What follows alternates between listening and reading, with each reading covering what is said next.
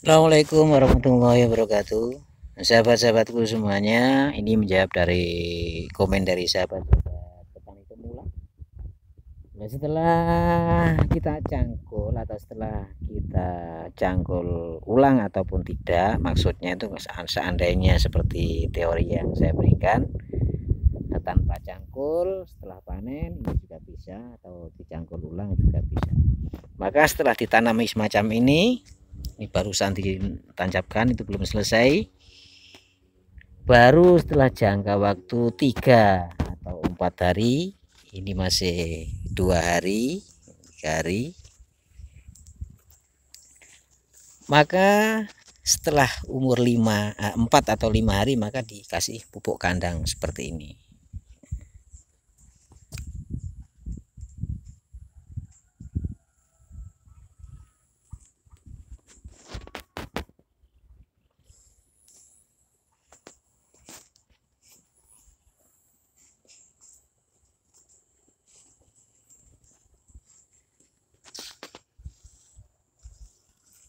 Ini dikasih pupuk kandang. Ini umur antara 4 sampai 5 hari. Dikasih pupuk kandang seperti ini. Jadi sering kali sudah saya tayangkan, tapi masih banyak yang selalu bertanya tentang pemupukan kandang.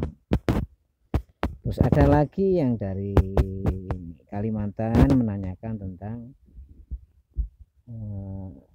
pengoplosan antara pupuk kandang dengan urea bagaimana. Bisa saja dioplos, dicampur jadi satu, itu dipupukkan seperti ini juga bisa. Tapi setelah dipupuk semacam ini, maka yang menempel ke daun-daun itu harus dibersihkan dengan apa saja, yang penting bisa jatuh dari daun tersebut agar tidak rusak daunnya.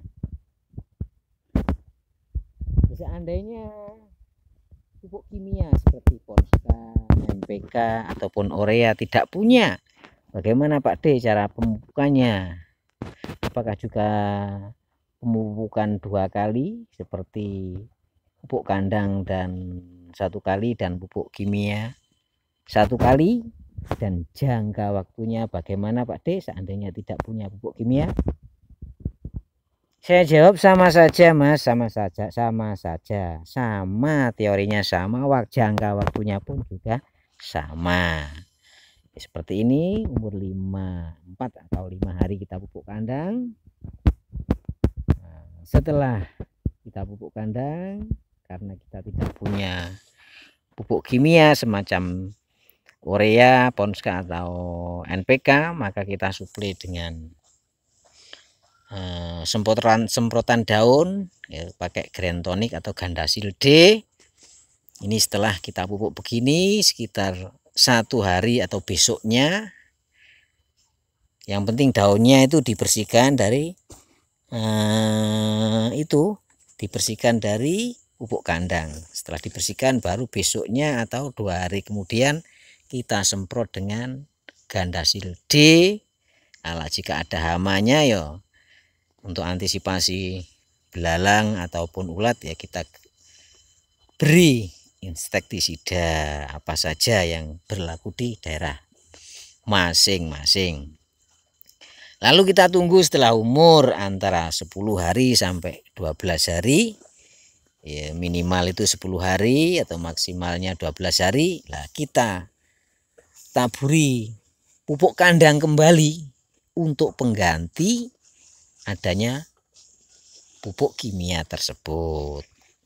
Jadi kita taburi lagi karena tidak mempunyai pupuk kimia, maka kita suplai lagi dengan pupuk kandang. Itu caranya begitu Mas. Itu saya terangkan. Nah, semacam ini umur 10 hari. Ini kalau tidak punya pupuk kimia, urea, Ponska atau NPK, maka bisa umur-umur yang segini bisa disuplai dengan pupuk kandang kembali. Mengapa demikian? Karena apabila nanti menjelang panen kalau tidak disuplai dengan pupuk kandang kembali, maka daunnya akan kelihatan kuning dan kaku, bisa dikatakanlah kerak-kerak gitu, kurang menarik. Tapi kalau kita kasih pupuk kandang kembali, kita kasih makan kembali dengan pupuk kandang, maka daunnya pun akan luntur bagus dan berdaun lebar. Dan jangan lupa disuplai dengan semprotan ganda silude pupuk daun agar kelihatan lentur, mengkilat dan bagus dan menarik apabila dijual di pasaran. Jadi bisa dikatakan termasuk tanaman organik, yaitu harganya lebih mahalan sebenarnya daripada yang lain, daripada yang pakai kimia. Itu kalau yang tahu akan proses penanaman secara organik itu tadi, karena tidak mengandung zat-zat kimia. Nah, semacam ini sudah umur 10 hari. Lah, ini kan kuning toh, habis. Nah, agak kuning, habis masa itu apa itu namanya? Pupuknya sudah habis dan ureanya tidak ada. Ini sebatas praktek agar sahabat-sahabat petani pemula betul-betul tahu keadaan yang sebenarnya bagaimana jika tidak di pupuk kandang ulang atau pupuk kandang 2 kali. Ya, semacam inilah kuning ya, toh warnanya kurang bagus dan cepat bunga juga. Umurnya sudah agak kuning. Tapi kalau yang di pupuk kandang 2 kali, lah semacam sebelahnya itu,